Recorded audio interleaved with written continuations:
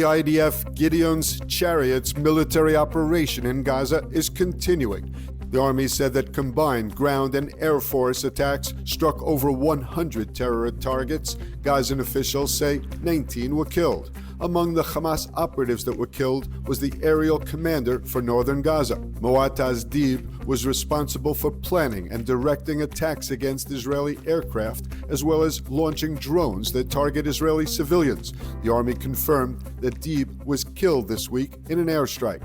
Other targets hit include terror cells, a terrorist compound, and observation posts, as well as an underground facility used by Palestinian Islamic Jihad. The Givati Brigade has now joined the fighting, beginning a ground operation in Beit Lahia. IDF Chief Eyal Zamir was in Gaza, where he said that the army will capture more and more territory until Hamas agrees to a hostage and ceasefire deal.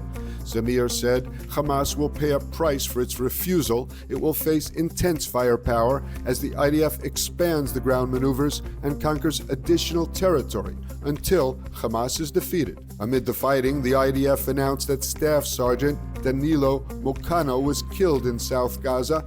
The 20-year-old from Cholon was killed in a building collapse after an explosive device was detonated. Israel has allowed the resumption of aid to Gaza under new strict conditions. Inspections were increased at the entry points, and efforts were put in place to block Hamas from diverting humanitarian assistance. Until now, that assistance mostly includes food and medicine. 5 UN trucks were the first to enter Gaza since the start of the Israeli blockade that was announced on March 2nd after the breakdown of the ceasefire between Israel and Hamas.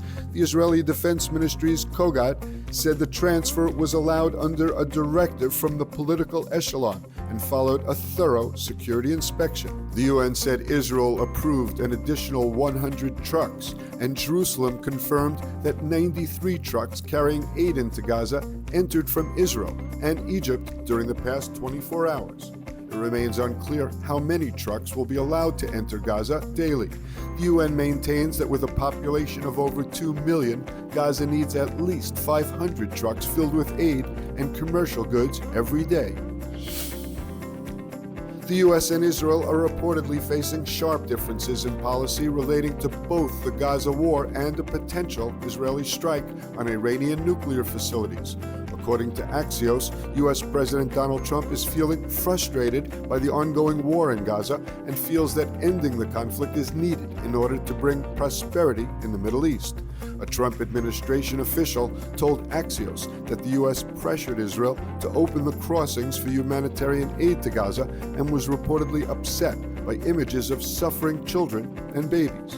Meanwhile, CNN is reporting U.S. officials saying that Israel is preparing for a possible strike on Iranian nuclear facilities on its own, even as the Trump administration has been pursuing a diplomatic deal with Tehran.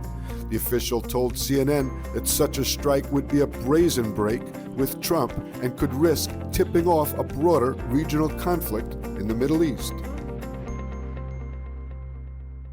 Experience the power of truth with ILTV News. If you're looking for quality content and captivating visuals, join our news community and become an integral part of our team as we embark on a mission to unveil the real Israel, dismantling the web of lies and misinformation that surround reporting on Israel. By subscribing to ILTV News, you will not only have access to the latest updates, but you will also amplify our message, creating a ripple effect that carries the truth far and wide. Subscribe today and help reshape the narrative. Available on the web, Android, and Apple.